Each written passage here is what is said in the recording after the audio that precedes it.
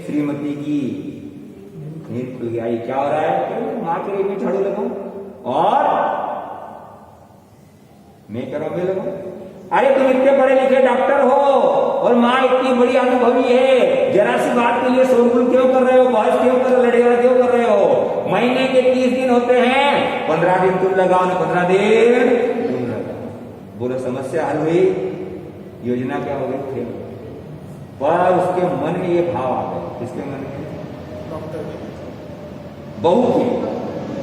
ये माता जी के पावर बढ़ते जा रहे हैं, बेटे को अंडर में करूं, पति को अंडर में करूं, और ये मां साहब को भिजवा दे वृद्धाश्रम। कौन सा आश्रम? वृद्धाश्रम भेजने का विचार किया और पति को कहा कि आपके अस्पताल में आ जाओ। पर मां मना करती है, तो मां ने मना करना था। पर पत्नी को पता होता है कि जिसको आदमी बनाने में मां को 20 साल लग जाते हैं, उसको बेवकूफ बनाने में पत्नी को 20 मिनट भी नहीं। एक दिन चक्कर में आ गया, खाना खाते खाते उठ गया, बेटा क्या हुआ? मां आजकल धंधा अच्छा नहीं चल रहा है। तो डॉक्टर को ज्योतिष को पूछ ले। मां ज्योतिष को पूछा तो ज्योतिष कह रहा है जिस घर जो व्यक्ति विधवा का मुंह देख के जाता है उसका धंधा अच्छा। मां बोले झटका लगा, तुरंत समझ गई, बेटा ज्योतिष का भला हो। पहले मैं 1 घंटा धर्म ध्यान करती थी, अब 5 घंटे धर्म ध्यान करूंगी। तू जब बाहर निकल जाएगा उसके बाद में क्या करूंगी? उसके बाद में कमरे से बाहर आऊंगी। माँ तो माँ अच्छा सोचती है, बढ़िया सोचती है। बहू बोली समस्या तो वही की वही है, माँ तो घर में इसको बाहर करो। फिर वही नाटक क्या हुआ? बोले ज्योतिष कह रहा है कि जिस घर में विधवा रहती है उसका धंधा अच्छा नहीं चलता। माँ ने बैग उठाई और रवाना, फायदा नहीं उठाया सामयिक का धर्म ध्यान का, कि इसका बेटा ही हुआ नहीं और उसका धन भी क्या हो। बहू बोले अभी नहीं भेजना, 2 दिन बाद जाएंगे, मुहूर्त देखेंगे। मुहूर्त क्यों देखना? कि माँ साहब के वृद्धाश्रम से वापस नहीं आए। लोग ज्योतिष के चक्कर में पड़े रहते, पर ज्योतिष विद्या सत्य है क्या? मोदी जी नोट बंद करने वाले हैं, किसी को पता? किसी को बताया? 5-10 करोड़ लोगों को देवी देवता भी आते हैं, 50 लाख ज्योतिष भी इंडिया में, पर एक ने भी नहीं बताया कि साहब मोदी जी नोट बंद करने वाले। एक ने भी नहीं बताया कि मोदी जी लॉकडाउन करने वाले हैं। इसका मतलब सारे ज्योतिष फर्जी, सारे देवी देवता जिनको आते हैं सब फर्जी, किसी ने नहीं बताया। एक व्यक्ति ज्योतिष के पास चला गया, भाई साहब मेरा धंधा अच्छा नहीं चलता, क्या करूं? बोले नींबू काट के लगा। वो व्यक्ति बोला ज्योतिष महाराज मेरी दुकान ही नींबू की गाय की है, वही दुकान ढंग से नहीं चल रही है। एक व्यक्ति ज्योतिष के पास गया कि मेरे आजकल धंधा अच्छा नहीं चल रहा, क्या करूं? तुम्हारी शनि की 7.5 है। हाँ तो क्या करना पड़ेगा? 1.25 लाख जाप करना पड़ेगा। लाओ दे दो हमको। क्या दे दो? दक्षिणा नहीं, वो दे दो मंत्र, मैं कर लूंगा। ज्योतिष बोला तू गलत पड़ गया, उल्टा हो जाए, तू तो दक्षिणा दे दे, मैं कर लूंगा तेरे जा। कितने बड़ा आश्चर्य कि भूख तुमको लगी है और मैं भोजन कर लूं, पेट तुम्हारा भर जाए, ऐसा हो जाएगा? आखिर 5100 रुपए में, कितने रुपए में? 5100 रुपए। सब इतने तो नहीं है, 2500, सब 2500 की नहीं है, 1100 दे देना। 1100 भी नहीं, 500 दे देना। 500 भी नहीं तो 100 दे देना।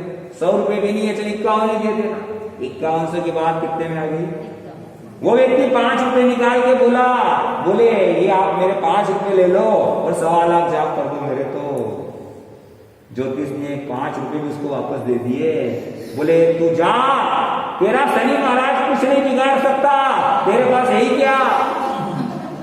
तेरे पास कुछ नहीं है, शनि कैसे बिगाड़ सकता। सावधान रहना, मेहनत में विश्वास करना, ज्योतिष में विश्वास मत करना। मेहनत में विश्वास करना, भाग्य में विश्वास मत करना। जो भाग्य भरोसे होते हैं वो लोग कायम होते हैं। लिफ्ट भी होती है मल्टी में ऊपर जाने के लिए और चढ़ाव भी होता है। मल्टी का नुकसान ये है कि लाइट बंद हो गई तो आदमी बीच में लटक जाएगा, और चढ़ाव का फायदा ये है कि वो आखिरी तक पहुंचाते रहेगा। आप भाग्य के भरोसे हैं तो लिफ्ट में चल रहे हैं, और चढ़ाव से चढ़ रहे हो तो मेहनत में विश्वास कर रहे हो। मेहनत करने वाला लक्ष्य पर पहुंच ही जाता है। 2 दिन बाद का मुहूर्त निकला। कितने दिन बाद का? 2 दिन बाद का मुहूर्त निकला। माँ को छोड़ के आ गए। माँ 500 रुपये महीना भेजूंगा और क्या करूंगा? महीने में देखना है। 1 हफ्ते में हर संडे आ जाऊंगा। ठीक है बेटा, सुखी रहो। 5-6 दिन निकल गए। बढ़िया खाना पीना, दाल सब्जी रोटी। एक दिन खाना खाने के लिए बैठे और थाली में 2 मिठाई। वृद्धा माँ साहब ने पूछा, आज मिठाई क्यों? अरे आज संडे का दिन है, संडे मिठाई। अच्छा संडे आज तो मेरा बेटा आने वाला है। मैं खाने बैठ गई। अरे बेटे को मैं क्या खिलाऊंगी और बेटे की अगवानी कौन करेगा? फटाफट वो जो रोटी थी आधी भूखी रह गई, 2 मिठाई के साथ में लिए आकर के दरवाजे पे बैठ गई। मेरा बेटा आएगा, मैं उसको 1 मिठाई खिलाऊंगी, वो खा लेगा, फिर मैं उसको दूसरी मिठाई खिलाऊंगी। बेटा मेरा हाथ पकड़ लेगा और वो मिठाई मेरे मुंह में दे देगा। कितने दिन बाद मेरे बेटे को देखूंगी? कभी अलग होने का काम नहीं पड़ा। 6 दिन हो गए बेटे को देखे हुए। अब इस कार में तो आया ही होगा। वो कार निकल गई, इस कार में आया, इस कार में कार आ रही है, जा रही है। हर कार को आशा के साथ देख रही है और निराशा उसके हाथ लग रही है। शाम का भोजन भी नहीं किया। रात को 11 बजे तक रास्ता देखा और हाथ में 2 पीस मिठाई के थे। वो क्या कर गई? वहां बच्चे खेल रहे, उनको क्रम बन गया। जब भी मिठाई आएगी थाली में कौन सा वार होगा? संडे होगा, रविवार। और वो मिठाई किसको खिलाई जाएगी?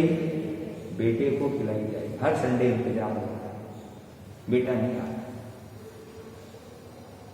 एक दिन रात को 2:30 बजे नींद खुल गई और नींद में देखा घड़ी की ओर 2:30 बजे। पास में कैलेंडर, अरे आज तो 30 दिसंबर, मेरे बेटे का आज क्या है? जन्मदिन। सबसे पहली बधाई मेरी होगी। आप इसमें जाके डायल किया नंबर, बेटा मैं तेरी माँ बोल रही हूँ, सुखी रहो, चिराई रहो, उन्नति करो, प्रगति करो, बहुत बहुत आगे बढ़ो, जुग जुग जीवो। बेटा कभी तेरे को दुख नहीं आए, कभी संकट नहीं आए, कभी पराजय नहीं, हमेशा जय हो, विजय हो। मेरा बेटा आगे बढ़े, आगे बढ़े, आगे बढ़े, बोलती जा रही। लंबी शुभकामनाएं देने के बाद जैसे चुप हुई, बेटा बोला, माँ ये शुभकामना सुबह में दे सकती थी, रात को मेरी नींद खराब करने की क्या जरूरत? माँ तो माँ है, कौन रखती है? मैं कैसी उतावली, कैसी बाउली। मेरा बेटा दिन भर मरीजों से परेशान, रात को थोड़ी सी सुकून की नींद लगी थी और मैंने उसकी, मेरे बेटे की नींद क्या कर दी? खराब कर दी। मैं कैसी हो गई हूँ, मैं कैसी हो गई हूँ? चिंतन मन चल रहा है। अब बेटा विचार, मैं जाऊं, तेरा भी निकलता जाए। मां विचार कर रही है कि वृद्धावस्था चल रही है और समाधि पूर्वक, संखारे पूर्वक मौत को ग्रहण कर लो तो सदगति हो जाएगी। एक बार बेटे को देखो, क्योंकि जीवन घड़ी के काटे के समान, सेकंड, मिनट और घंटा। सेकंड जल्दी चलता है, मिनट धीरे और घंटा और धीरे चलता है। सेकंड काटा के समान बचपन, घंटे के काटे के समान जवानी, और नहीं, मिनट के काटे के समान जवानी और घंटे के काटे के समान बुढ़ापा। 24 घंटे का दिन 24 साल जैसा लगता है। मां ने समाचार दे, बेटा एक बार मैं तेरे को देख लूं, फिर मैं समाधि से मरना चाहती हूं। बेटा कह रहा है, मां आता हूं, बहुत दिन तक देखा पर मान बेटा नहीं आया। 2.5 साल पूरे हो गए। कितने साल पूरे हो गए? 2.5 साल। विश्व के सारे तीर्थ व्यर्थ है यदि बेटे के होते माँ बाप असमर्थ हैं। विश्व में देवता का स्थान पूजा है और माँ बाप की सेवा ही सबसे बड़ी पूजा है। पिता की कमी को कोई बांट नहीं सकता और उनके आशीष को भगवान भी काट नहीं सकता। जिंदे माँ बाप को तो बेटे चुप करते हैं और मरने के बाद उनको क्या करते हैं? धूप दे देते हैं। श्वास ले और श्वास छोड़े नहीं तो आदमी मर जाएगा। ऐसे सेवा ले और सेवा करे नहीं तो आदमी मर जाएगा। और जिस दिन तुम्हारे माँ बाप तुम्हारे कारण रोते हैं, उस दिन आंसुओं में तुम्हारा पुण्य क्या होता है? बह जाता है। वारे जमाने वारे जमाने तेरी हद हो गई, बीबी के सामने मां रद्द हो गई, बड़ी मेहनत से पाला था वो आज मोहताज हो गई, और कल की आई छोकरी घर की सरताज हो गई, बीबी हमदर्द और मां सरदर्द हो गई। वारे जमाने तेरी तो हद हो गई, वारे जमाना तेरी तो हद हो गई। पिता भले दो हो सकते हैं, पर मां तो हमेशा एक ही होती है। श्रवण कुमार ने माता पिता की सेवा की, प्रसिद्ध हो गए। भगवान महावीर स्वामी ने गर्भ में तय कर लिया, क्या तय कर लिया कि माता पिता रहेंगे जब तक मैं दीक्षा नहीं लूंगा, वो भी अमर हो गए। विश्व पिता मैंने अपने पिता की इच्छा के लिए आज ब्रह्मचर्य ग्रहण कर लिया। आज हम उनको जो है याद कर रहे हैं, जिन्होंने अपने माता पिता की सेवा की, और उनको लोग याद कर रहे हैं। जिन्होंने अपने माता पिता की सेवा नहीं की, वह व्यक्ति दुनिया में किसी की भी सेवा नहीं कर सकता है। माँ ने संतारा कर लिया, संतारा 15 दिन में पूरा हो गया, और समाचार में बेटा तेरी माँ मर गई। आता हूं 3 घंटे तक नहीं आया, वहां के नियम अनुसार क्रियाक्रम कर दिया गया। और शाम के टाइम बेटा माँ कहाँ है, बोले मर गई। लाश कहाँ है, बोले क्रियाक्रम हो गया। कुछ दे के गई, कुछ कह के गई। देख वृद्धा आगे आई, बोले बेटा लिफाफा दे के गई। लिफाफा खोला, उसमें 15,000 रुपए निकले। 1 महीने के 500, 2.5 साल के 30 महीने के 15,000, और 15,000 रुपए साइड में रख करके उसके नीचे एक निकला पत्र, और पत्र पढ़ा, बेटा चिराई रहो, सुखी रहो, जुग जुग जियो। मैं यहाँ पर आई, तुम मुझे छोड़ के गए। 6 दिन बढ़िया भोजन मिलता था, 7वें दिन मिठाई मिलती थी। पहले ही रविवार मिठाई आई, मेरे को बड़ी खुशी थी, मेरा बेटा मिलने आएगा, मैं अपने हाथ से उसको मिठाई खिलाऊंगी। दूसरा पीस मेरा बेटा मुझे खिलाएगा। बेटा मैं दिन भर कार देखती रही, रात भर कार देखती रही, तू नहीं आया बेटा। हर रविवार यही कर्म बन गया, मैं तेरा इंतजार करती, मिठाई तेरे लिए रखती, तू नहीं आता तो मैं वो मिठाई बच्चों को दे देती। बेटा 2.5 साल हो गए, मैंने मिठाई को चखा दी। एक ही भावना थी, मैं तेरे को अपने हाथों से मिठाई। बेटा तेरा पहले महीने 500 रुपए का मनी ऑर्डर आया, और वो मनी ऑर्डर लेकर के और मैं सामान लेने, सारा सामान मैंने खरीद लिया। और उसके बाद में बेटा ऐसा एक दृश्य देखा कि मैंने सामान वापस कर दिया और मेरे पैसे लेके वापस वृद्धाश्रम। बेटा मैंने क्या देखा, एक वृद्ध व्यक्ति, दुबला पतला शरीर, हाथ में लकड़ी, टूटी हुई थाली है, काला शरीर है, गाल बैठे हुए हैं, और आंखें अंदर घुसी हुई है, भीख मांग रहे हैं। दोनों पति पत्नी, और दुकानदार उसके आगे जा, आगे जा, आगे जा। बेटा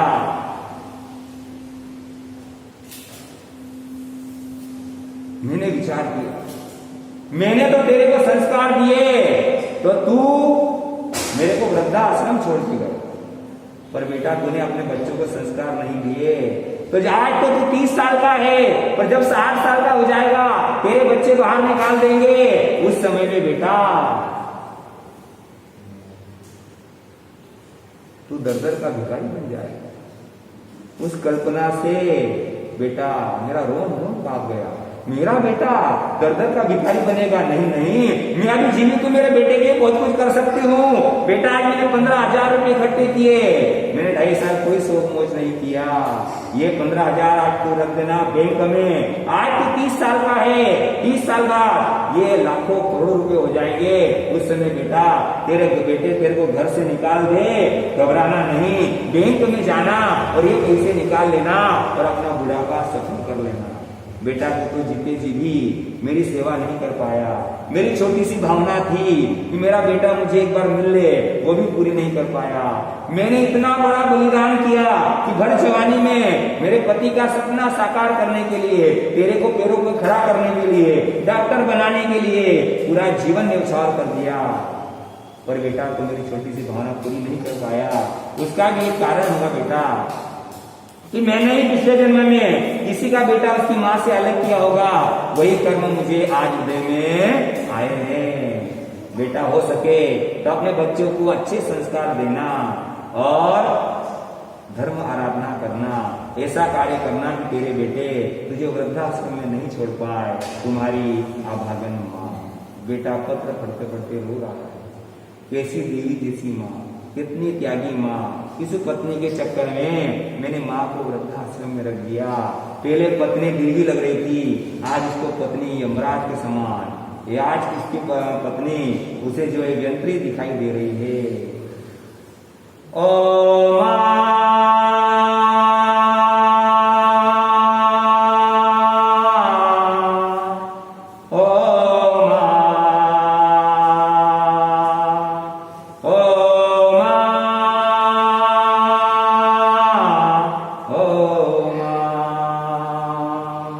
तो कितनी अच्छी है, तो कितनी भोली है, प्यारी प्यारी है।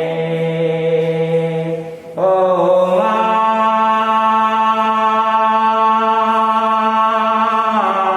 ओ माँ, ओ माँ, ओ माँ। ये जो दुनिया है जीवन कांटों का तू फुलवारी है। ओ माँ,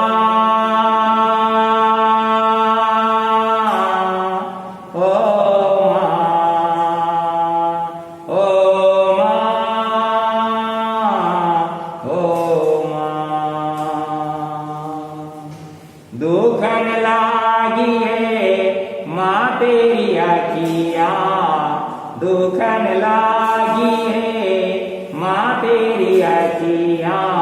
मेरे लिए जागी है तू सारी सारी रतिया। मेरी निंदिया पे तेरी निंदिया भी तूने वारी है। ओ माँ, ओ माँ, ओ माँ, ओ माँ। अपना नहीं तुझे सुख दुख कोई, अपना नहीं तुझे सुख दुख कोई।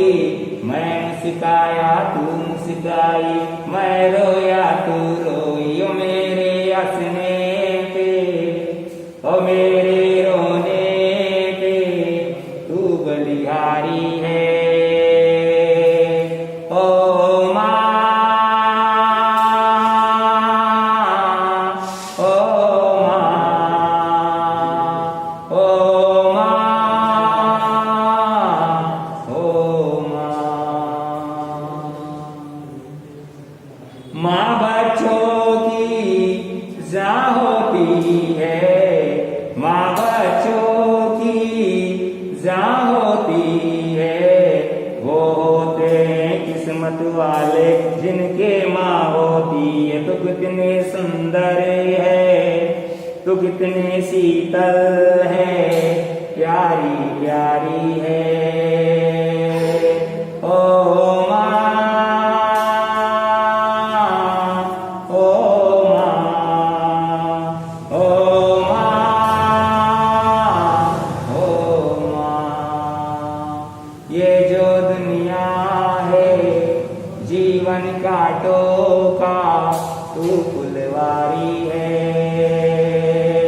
ओ माँ, ओ माँ, ओ माँ, ओ माँ। माता पिता का अब याद आ रहा है।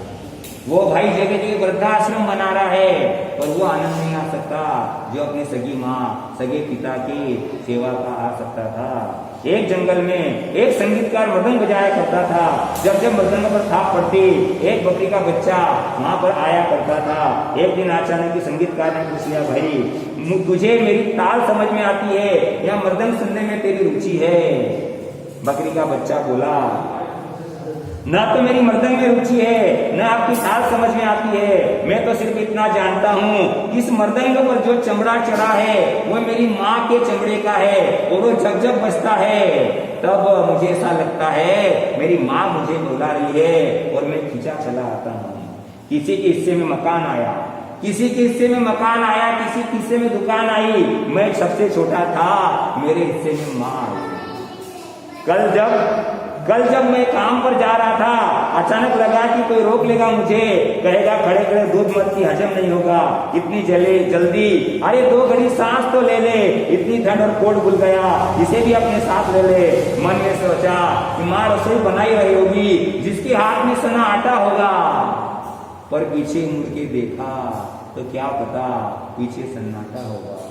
अरे अब हवाएं तो बात करती है मुझसे, जब जाऊंगा किसी काम से तो कौन कहेगा बेटा दही शक्कर खा ले सुकून होता है, बेटा गुड़ खा ले सुकून होता है, पर मन इसी बात को रोता है माँ सब कुछ है, सब कुछ जिस आजादी के लिए लड़ता रहा तुझसे उम्र भर, वो सारी आजादी आज मेरे पास है, पर माँ मेरा मन आज उदास है।